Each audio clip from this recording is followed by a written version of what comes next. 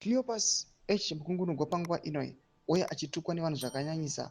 After he said SADC might extend Mnangagwa's chairmanship to another year. Zanapinda mashoko atona vanhu vachinyaso kurejecta totally mashoko otogwa naMkungunugwa and auya akatukwa nevanhu zvakanyanyisa zvinyasoratidza kuti vanhu vakanga vasingadi and havatombodi kuti Zimbabwe icheye the chairship. Don't forget subscribe or like out on the bell icon. Tipita mzimu ai vanobuda vachiposta post inoitwa naMkungunugwa seya muri kuona posta mutungamiri wenyika yeZimbabwe udanyora achiti SADC should consider extending President Mnangagwa the chairmanship for an additional year. Iwe wosvora kubvesa question mark. Mkungunugwa anozikamwa kuti recently vakapiwa motokari naWikino Chivayo ndiye ari kutaura mashoko awa. Panapa tinoona vanhu vapinda mucomment section vachikomenda vachiti Zimbabwe is exporting its nonsense to the whole region and it's a mess. Vanopinda vachiti kufunga kwedofo. You think SADC is for ZANU-PF?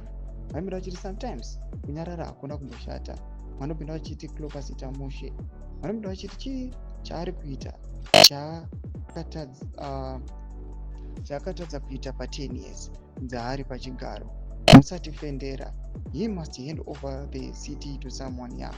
Vanopinda vachiti for what reason? Vanopinda vachiti hachibaba ichi. Ndo mashoko ari kubuda panguva ino tiona vanhu vachirejecta vachiresista vachiti aiwa mashoko anotaurwa naMkungunugwa ekuti SADC iconsider kuextenda the chairship yemutungamiri wenyika panguva ino pari kuonekwa kuti even the ruling party ZANU-PF it's moving forward kuextenda term yemutungamiri wenyika from 2028 kuti atonge beyond 2028 asvike mu2030.